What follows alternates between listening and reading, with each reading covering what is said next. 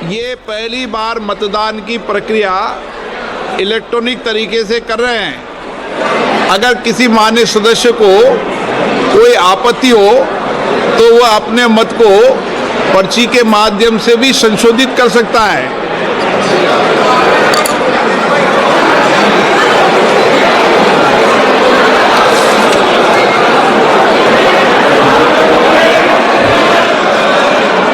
ठीक तो आ रहा है ठीक।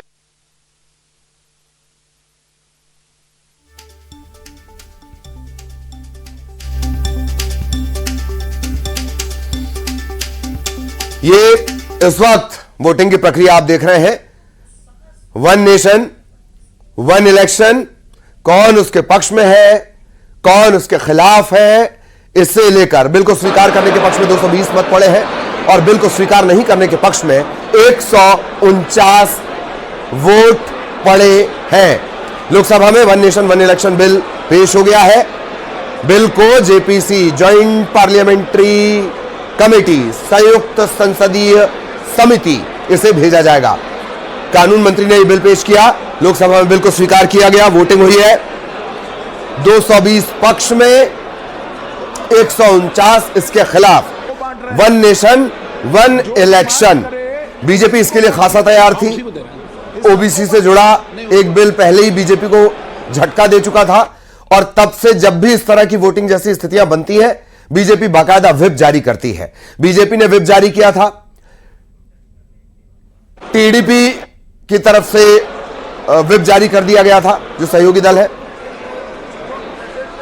और आज वन नेशन वन इलेक्शन पर यह वोटिंग की प्रक्रिया हुई है। लोकसभा में बिल को स्वीकार कर लिया गया।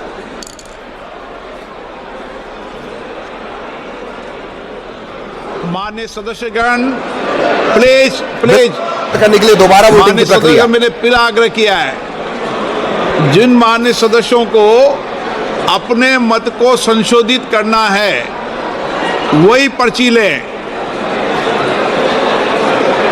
क्योंकि माननीय सभा विद्वान है, इसलिए एक बार और प्रयास कर ले।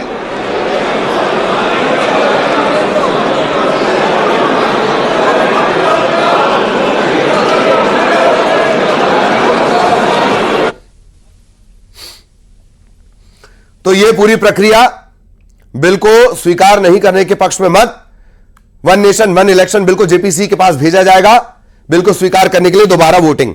फटाफट जान लीजिए क्या था आज। आज है 17वां दिन संसद के शीतकालीन सत्र का। केंद्रीय कानून मंत्री अर्जुन राम मेघवाल ने एक देश एक चुनाव के लिए 129वां संविधान संशोधन बिल पेश किया।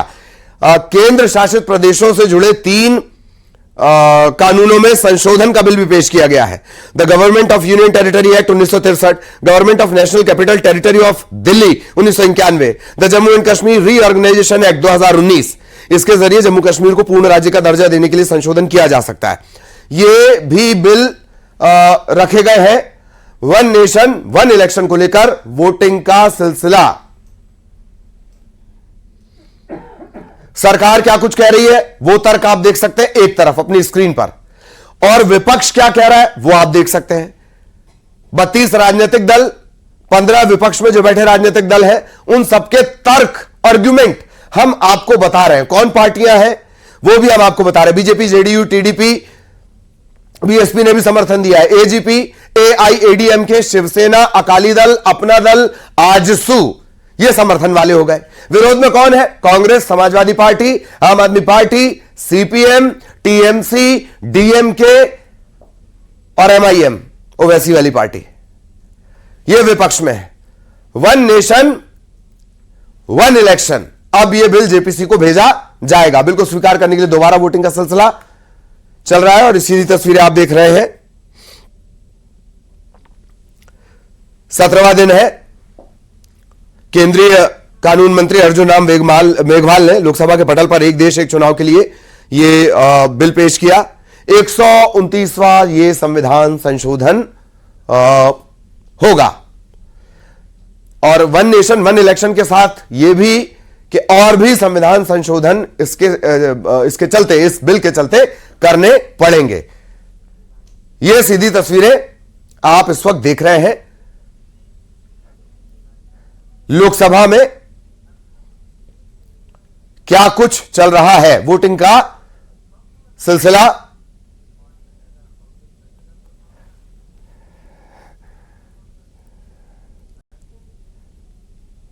सदस्य को कोई आपत्ति हो तो वह अपने एक बार अपडेट जान लीजिए। एक देश एक चुनाव बिल दोबारा प्रतिस्थापित करने के लिए, नहीं रखने के लिए पहली बार इलेक्ट्रॉनिक तरीके से वोटिंग हुई। 220 पक्ष में थे, विरोध में 149, कोई भी गैर हाजिर नहीं है। लोकसभा में पहली बार इलेक्ट्रॉनिक मशीन से वोटिंग। हालांकि जो ओम बिरला, उनको आपने सुना, वो कह रहे हैं भाई जिसको नहीं है वो पर्ची लाकर दे दे, जिसको बदलना है वो पर्ची लाकर दे दे। स्पीकर ओम बिरला ने यह भी कहा सारी व्यवस्था दे दी गई है, पुरानी परंपरा बता दी गई है, जेपीसी गठित होगी, व्यापक चर्चा होगी, सभी दलों के सदस्य रहेंगे, सबको पूरा समय दिया जाएगा, डिटेल चर्चा होगी, जितने दिन चर्चा चाहोगे उतने दिन होगी, यह भी ओम बिरला ने कहा। ओवैसी क्या कह रहे हैं, एमआईएम वाले ओवैसी, एक देश एक चुनाव बिल अप्रत्यक्ष रूप से लोकतंत्र की राष्ट्रपति शैली लाएगा, इससे क्षेत्रीय पार्टियां खत्म हो जाएंगी। टीडीपी क्या बोली है, तेलुगु देशम पार्टी, चंद्रशेखर पेम्मास्वामी अपनी तरफ से एक देश एक चुनाव, इस बिल का उन्होंने समर्थन किया। गौरव गोगोई, असम से कांग्रेस के सांसद, वो कह रहे हैं यह विधेयक चुनाव आयोग को राष्ट्रपति को सलाह देने की अवैध शक्तियां देता है। डीएमके क्या कह रही है, डीएमके के सांसद टीआर बालू, वन नेशन वन इलेक्शन को संसदीय कमेटी के पास भेजा जाना चाहिए, वो भेजा जा रहा है। टीएमसी के सांसद Kalyan Banerjee, one nation one election bill कोई चुनाव सुधार नहीं है, एक व्यक्ति की महत्वाकांक्षा पूरी करने के लिए यह लाया गया है। सपा के धर्मेंद्र यादव कह रहे हैं कि संविधान के मूल ढांचे को बदलने के लिए बिल आया है। ये रिएक्शन हम आपको बता रहे हैं। कानून मंत्री ने क्या कहा, आयोग अब तक 400 से ज्यादा चुनाव करा चुका है, एक देश एक चुनाव का कंसेप्ट लाने जा रहे हैं, हाई लेवल कमेटी इसका रोडमैप बना चुकी है, प्रशासनिक क्षमता बढ़ेगी, चुनाव संबंधी खर्च में कमी आएगी। बिल पेश होने से पहले भी चर्चा हुई, तब कांग्रेस सांसद मनीष तिवारी ने कहा कि संविधान के मूल ढांचे के खिलाफ है।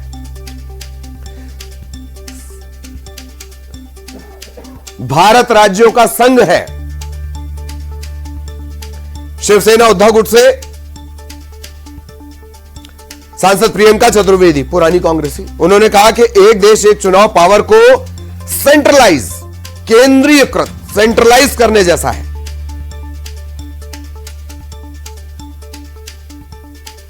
संविधान पर हमला दुर्भाग्यपूर्ण, यह उन्होंने कहा है।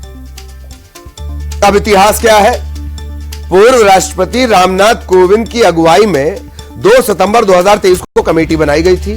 एक तकरीबन 200 दिन इसने स्टेक होल्डर से बातचीत की, एक्सपर्ट से चर्चा की। फिर 14 मार्च 2024 को यह रिपोर्ट राष्ट्रपति द्रौपदी मुर्मू को सौंपी गई।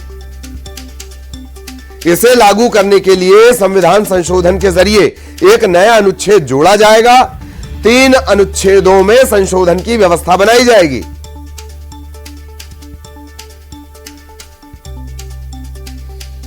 सात देशों की चुनाव प्रक्रिया पर रिसर्च के बाद यह लाया जा रहा है, one nation one election.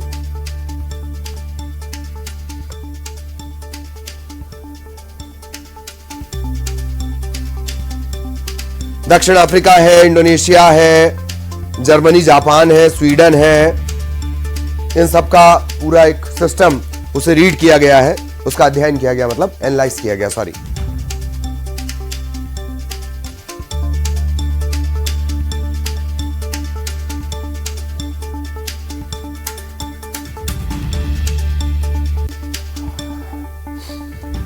Lok Sabha में one nation one election bill पेश, स्वीकार करने के लिए दोबारा वोटिंग। कौन कौन समर्थन में है, एक तरफ वो पार्टियां आप देख रहे हैं, और कौन कौन विरोध में है, वो पार्टियां भी आप देख रहे हैं। BJP, JDU, TDP, BSP, AGP, AIADMK, Akali Dal, अपना दल, आजसू।